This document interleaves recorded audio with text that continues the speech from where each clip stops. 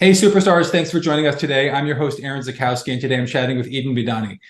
Eden is a conversion copywriter helping B2B SaaS companies to increase conversions, acquire more customers, and grow revenue with clear messaging. Hey, Eden, how you doing today? Hi, good, thanks. Thank you so much for having me. It's great to speak with you. I'm glad to have you on the show. I've been following you on LinkedIn for quite a while and really appreciating and learning a lot from your content that you're putting about copywriting and conversion copywriting. Would love to learn more about you and the work that you do.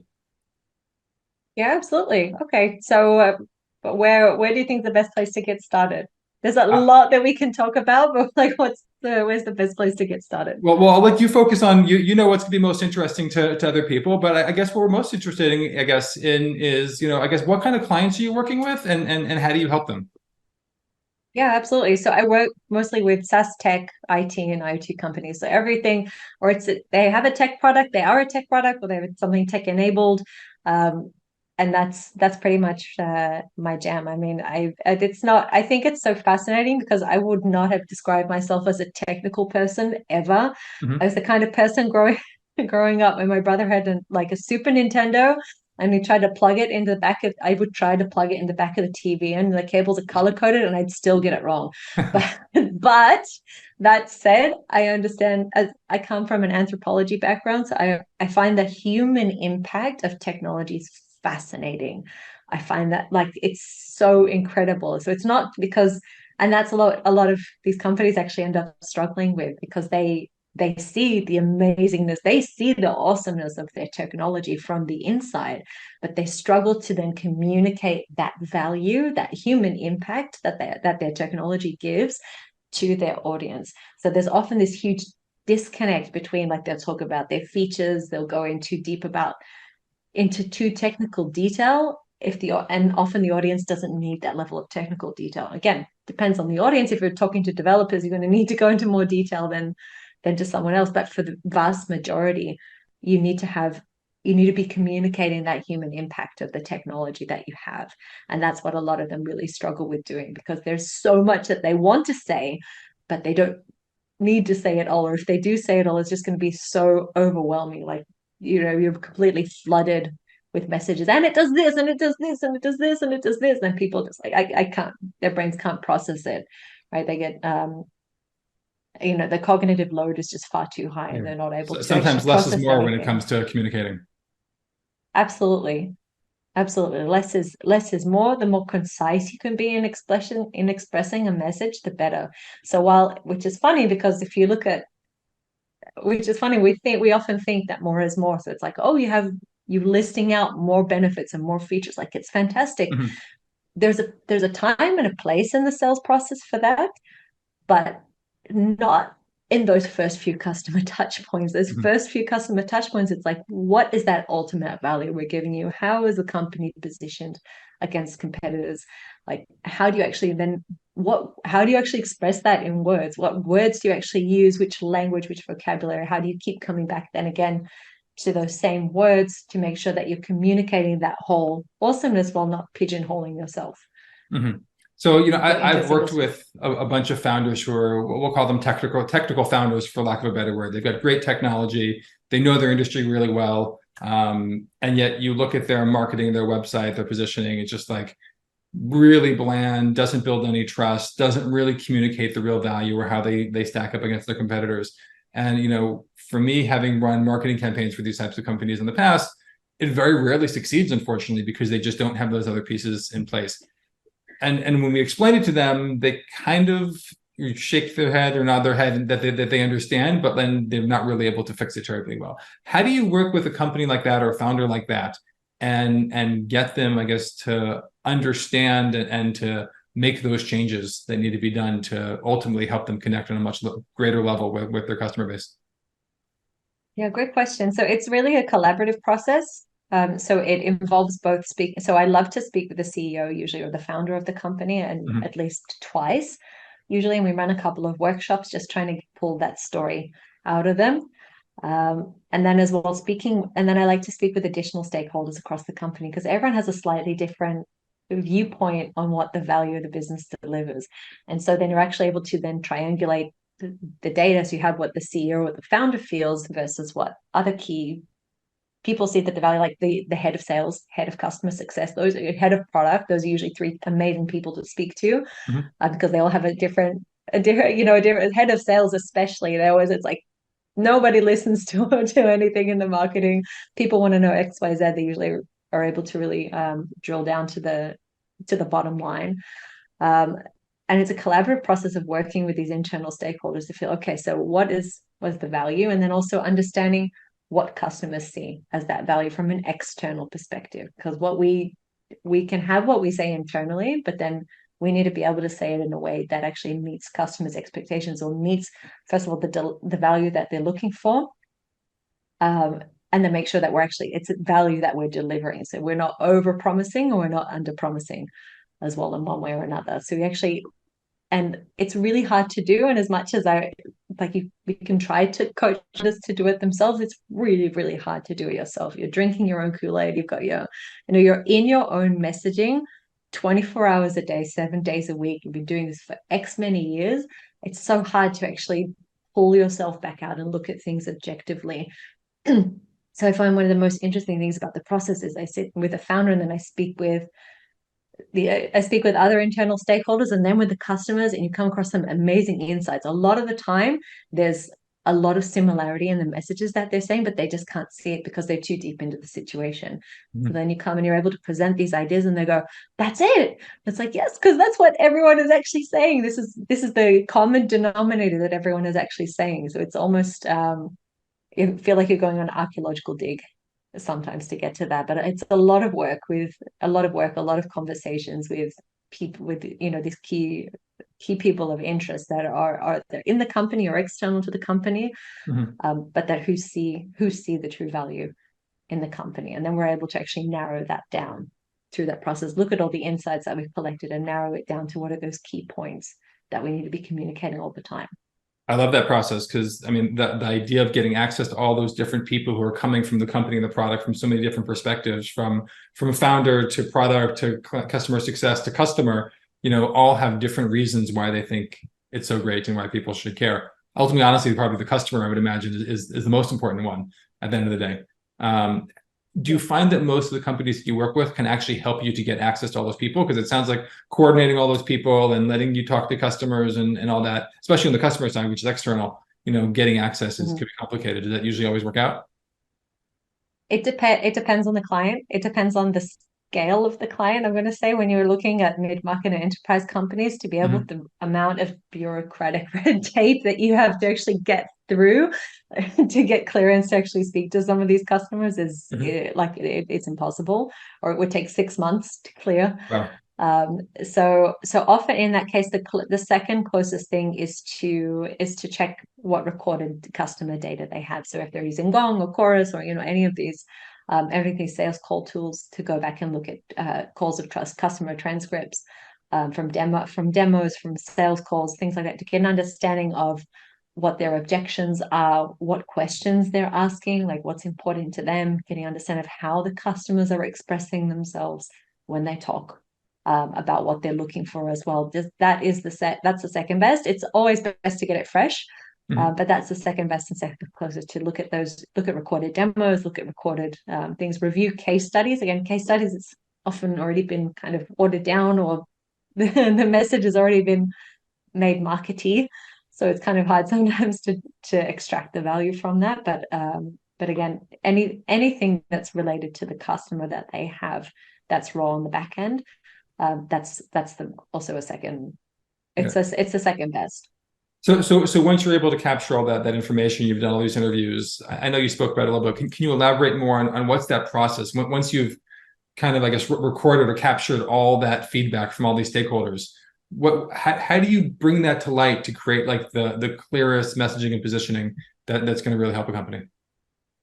Yeah, absolutely. So I actually start breaking things down in a Google Doc. So I get transcripts of all the interviews and things that I've done as well. And so I actually start breaking down. I start pulling out quotes and pieces of information and start slotting it. I have a Google Doc template that I work off, where I'm slotting things in under different things that they talk about. So when the customer expresses a pain point, I take the direct quote and I put it in there. And so I start building a library of things I can refer to. So how they talk about the pain, how they talk about the solution, how they talk about competitors that they tried, how they talk, what's the value they see.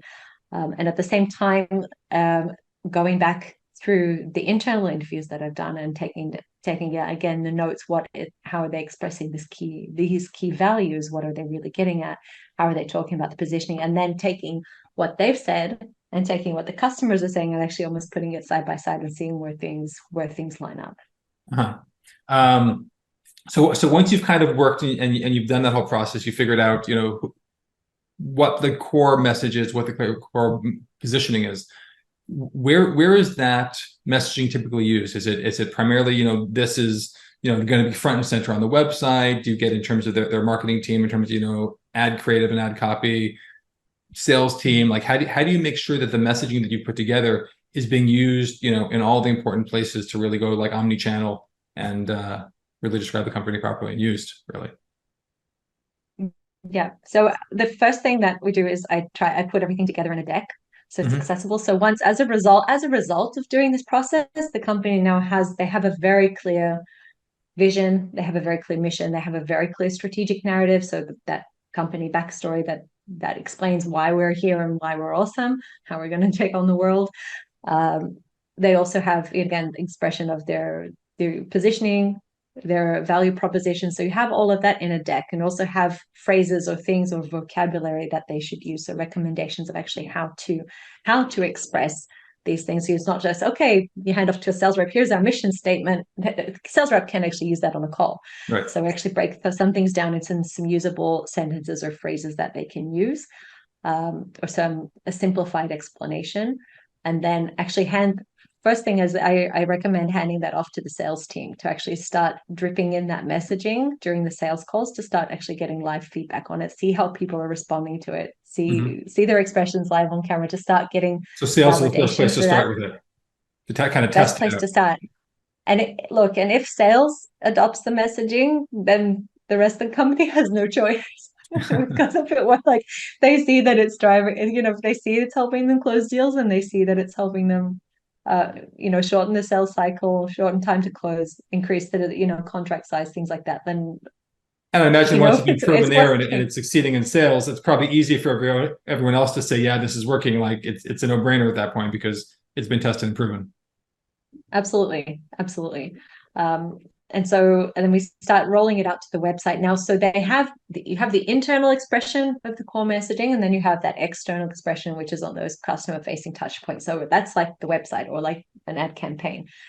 The copy in itself, a lot of it doesn't find its way verbatim over to the website. So it's not like you hit the homepage and you have the strategic narrative is in the hero section. I find the reason why I love using strategic narrative too is that I will pull out sentences from there and they will make it across the website. But that said, a lot of the positioning statement usually ends up on the homepage. The vision, mission, and elements of that strategic narrative, that why we're here, they end up on that basically forms the entire about us or our company or the why us page, if you have one. And then at the same time, it trickles through, and that flavor kind of the messaging ends up trickling through to the calls to action. It trickles through again to other elements of the product. When you get to product and things, it's much more practical, it's much more granular, it's something else. But again, starting with that, it helps inform the flavor of the copy, the voice and tone and the language that we use across the website. So it plays a huge part in helping guide what needs to go on the site and where, but it's not like the homepage, the hero section on the homepage is not the place for the strategic narrative. Do you have any examples of I guess, the impact that this process has made on a company? I mean, maybe, like you brag a little bit, a case study, maybe of, a company went from X to Z and through this process. That's a great question. I think one company that I worked with recently, they're still implementing the copy on their site. So they haven't, I don't have exact results yet, but so one company I'm working with currently in the US, they offer video testimonials for clients, like a really exclusive, really high level really high level premium type of service, and they Mhm. were always struggling to figure out how to explain what it is what they do, because there are other solutions that also do the same thing as them. And so how they actually position themselves, so they were really struggling to position themselves because they didn't have, it wasn't a software solution. It was really hand holding all the way through, really done for, hand holding and also done for you. And so like they were all over the place. And so we narrowed it down. Had a couple of workshops with the founder, and we really were able to lock in on not just how they talk about what they do, but also how they describe the benefit. One of the things that they were struggling to do is a lot of people saw it as a one and done thing. It's like, okay, I need a testimonial. I'm going to order a testimonial. I get the testimonial, then put on the web, company puts it on their website, everybody's happy. But, that's a small contract. It's not, and they were looking to expand that and looking to increase, how do we get these customers to become repeat customers? How do we get them to see the value? Like, to be able to implement this properly to drive real growth for a business, you don't stop at one. You need actually quite a few, and you need them sprinkled throughout your sales cycle. So actually, we looked at everything, and we were looking at what's trending, what people are talking in the current market in terms of how to close and how to talk about sales. And we landed on a specific discussion. It's like, well, we latched onto the idea of trust gaps. So trust gaps, for example, is something that everyone has in their business. And when you say trust gap, it's a phrase that everyone kind of understands, like, oh, a gap in trust, people don't trust there's a break in trust, and we need to do something to close that gap. And so they were able to use the description of their service and say, this helps you close trust gaps all across your sales cycle, like all across that entire sales cycle. And so that suddenly makes sense. So it doesn't, so go from saying like, oh, a video testimonial for a website, to saying now you can use these video testimonials to close trust gaps across your entire sales cycle, and which shortens the sales cycle, increases the revenue, increases time to revenue, all these amazing things. And they're already implementing it in their sales calls, and they're seeing really good results, because they were really struggling to pitch both. Like, how do we pitch that it's premium, but how do we pitch more than one on the first call? Like, how do you do that? So they're already seeing really good results, and really looking forward to the website coming out soon. Excellent. It seems from my experience from working with many SaaS companies and obviously observing and checking out many SaaS companies, a lot of companies are failing when it comes to their messaging and their communication. Why do you think that is? It's so hard for companies to get this right.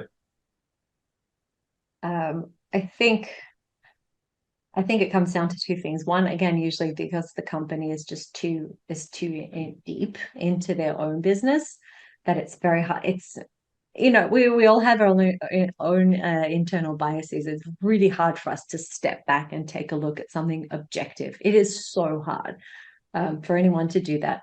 So imagine a founder that's been at it for 1 year, even for 5 years, 10 years, 20 years. They've been at this again and again. They know things, and it feels already intuitive to them, but what they know and what they feel is not intuitive to their customers. So there's this internal understanding that it's very hard for them to communicate, to condense all that awesomeness. And at the same time, they're afraid a lot of the time of saying, how, if I take all, it's so awesome, how do I fit all of that into one sentence? Like, one sentence is not enough to communicate the awesomeness of the tech that we have. But at the same time, customer on the other side, they want to hear that one sentence. It's like, tell me what you do in 6 words or less. Yeah.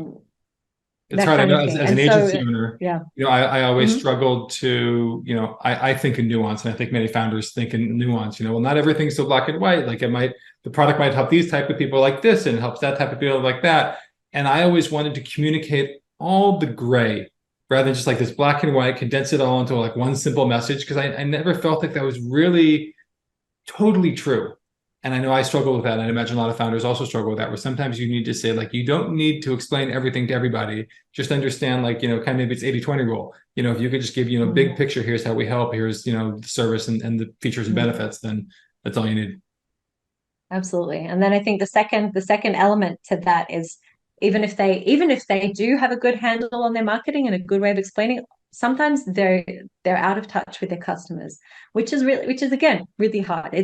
everyone talks about the importance of being customer first, but it's actually really hard to do unless you have like dedicated plan in place. Like every 3 months, someone on the team is actually calling up customers and speaking to them, or you're running non-NPS surveys. Like, so again, not NPS surveys like, do you like us? You know, get it. We'll give you a gift card if you say that you like us. And it's like, you know, it's not going to give you any helpful feedback, you know, on how people perceive the value of your business. So unless they actually have something in place, we find they speak to customers much less than they actually should be.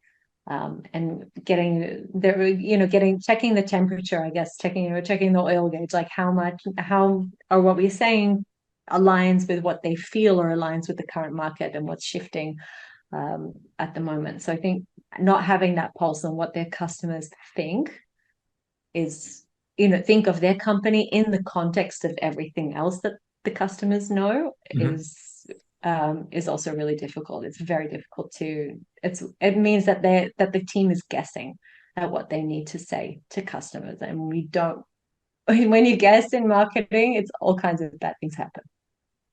That's a great point and a great soundbite as well. I love that. Let's switch directions again a little bit. Speaking about biases a moment ago, my bias is towards LinkedIn these days. I'm super into the platform, into the community over there, into LinkedIn ads. Everything about LinkedIn is exciting to me right now as a B2B marketer. I see the platform just really growing and doing a lot of great things. And you've been publishing a lot and been really active for quite a while now. I've been following your content. I see you growing your followers. You get huge engagement on your posts. How's your involvement in the community on LinkedIn and being a publisher and creator on LinkedIn been helping your career so far? Yeah, absolutely. I think it's been wonderful because as I say, this, you know, visibility is everything. So just the fact that you're able to be visible and in a relatable way. So there's a difference, right? So if you're publishing like on Medium, if you're publishing a Substack or a newsletter or something, there's still a disconnect in real time between you and other people on the platform, you and your audience. So I think what's amazing about LinkedIn is, again, it's these genuine interactions happening in real time. Again, there's some non-genuine stuff happening on now with the rise of with these AI, you know, automated content and automated commenting bots that we see going around. You can spot the comments a mile away. But at the same time, I think there's a lot of potential, and I think it's only beginning now to really unlock its potential. LinkedIn. It's a great platform. It's like a networking event that's going 24/7. So everyone's like, oh, you know, I know someone that does this. We can connect, and people can check you out. They can vet you from afar because, you know, one of the things that I think is most important, which a lot of people forget about, is people like to work with people when they like how they think. So it's not necessarily, you know, so until you actually find the right kind of people and understand how they think, it's usually a really long process. But LinkedIn actually shortens that process. It widens people's circle of engagement and actually enables people to connect with each other by how they think, and not, you know, not having to go through this kind of formulated process. Yeah, I like that. I mean, I know with, you know, a lot of people that I follow, yourself included, you know, I do feel like I get a sense for the way that people think and the way they approach problems and the way that they you know, solve problems on behalf of their customers and clients just by the type of content that they create. I think it's unfortunate more people aren't doing that for their businesses, although I guess it's to the benefit of us who are creating, that there are fewer people and fewer voices out there. What's your system for staying consistent, I guess, with publishing? I mean, it's a lot of work to be publishing, you know, multiple times a week. You know, I guess you're a writer, maybe it's easier for you, but how do you stay on top of that and stay consistent and have fresh ideas to talk about? Absolutely. So first of all, anytime I have an idea, I jot it down.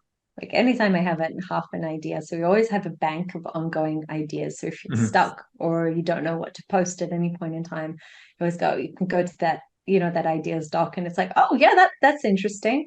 At the same time, get used to commenting.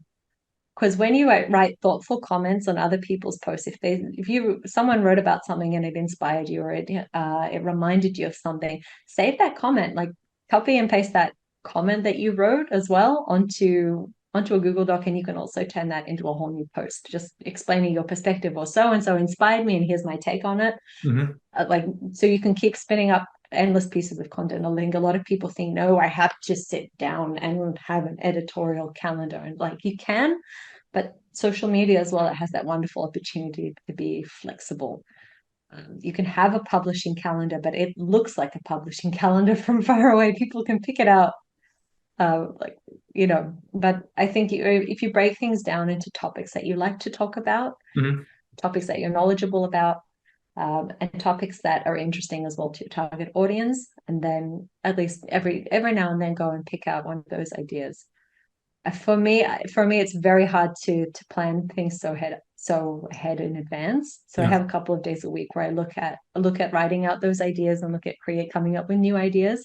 But most of the posts I actually create in the moment, just before publishing. I find it really hard to think it all up in advance. I know that's not best practices, what people say, but I find they come across, for me personally, it's, again, it's not the most efficient process, but I find that they come out more authentic that way.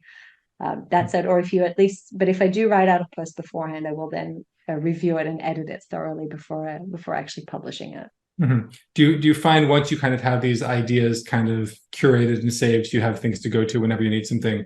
I mean, you're a writer by profession. Is it easier for you to write? Do you think it's easier for you because of that? I know people like me, it's like, break your teeth to sit down there and like write things when maybe I'd want to be more video or just kind of flowing in a conversation the way I communicate. No, absolutely valid points. Well, first of all, again, if you feel more comfortable in video, then why not do video? I mean, okay, so sometimes sometimes LinkedIn prioritizes gives better engagement to text only posts for some reason. But if you prefer video, then why not do video? Right. But at the same time, yes, it is easy for me as a natural writer to be able to just take an idea and go, oh, okay, I can spin that into something. For people that need a little bit more prompting, first of all, I think the best way to get through it though is to write about things that you like as well. Remember, at the end of the day, people want to work with people that they like how they think. So they're just looking for who's thinking in an interesting way, like whose thinking resonates with me, whose attitude or whose perspective on this topic or on this work is something that's interesting. So I think you don't always have to write like for what your audience likes. You can also be very true to yourself and write what's interesting to you. If you don't write about what's interesting to you, you burn out very quickly. I've had periods where I took a couple months off LinkedIn because it was just like, what, that was too much. Because it can get tiring to keep it up. But at the same time, I think that's why you need to, don't forget to post things that are, if you do things that come naturally to you as well, then it's you won't ever get tired of it, and you'll find it much easier to write as well. Good advice. Let's jump into our lightning round. Some quick questions, quick answers real quick, and then we'll wrap things up. What book would you recommend to our listeners? Could be a business book, a fiction book, nonfiction. So there's a senior UX designer in the US called John Yablonsky. I don't know which famous company he's working for. Hang on, let me look him up on LinkedIn. He wrote this amazing book called The Laws of UX, and it was really fascinating. Like, he really broke down common laws of UX, so that it gives, and the psychology behind, or the reasons it's not just this is what we do. It's like, here's why this UX thing, like this theme in UX works. And it's not to do with writing, but it's given such an interesting perspective to writing. And I think if you're a writer, it doesn't matter what you're working in, be it anything in marketing, you need to keep looking outside your own sphere for a new perspective. And UX as well is something that and it was just a fascinating read, because it helped explain a lot of things that we do in marketing that sometimes we don't even think about, or we don't have a clear explanation for. And actually, it's related back to the psychology behind a UX principle of specific ways of communicating ideas. So not just in words, but then through visuals as well. So it's coming down to, what is that user experience? What is that customer's journey? How are we able to make it better? I think the thing is, because UX is communication and marketing is all about communication at the end of the day. If you're communicating well, people are going to come and buy. So that's what it all is at the end of the day. So having that understanding of UX also is a fascinating perspective. Okay, excellent. I'm gonna have to check that out. What's your favorite marketing or productivity tool right now to use? Good question. I actually don't have one. Okay, I fair could enough. say You don't have ChatGPT, or I could say ChatGPT or something, but oh no, actually, Fathom. Fathom is my favorite it's a video recording and does automatic transcripts through Zoom. to. It's absolutely fantastic. I find the back end in terms of being able to pick out transcripts and highlights, and the fact that transcripts are automatically generated for me. It's a huge time saver. Yeah, I'm a big fan as well. Who's your favorite marketer or business leader that you're learning from these days? There's a lot. There's this, how can I narrow it down to even just one? I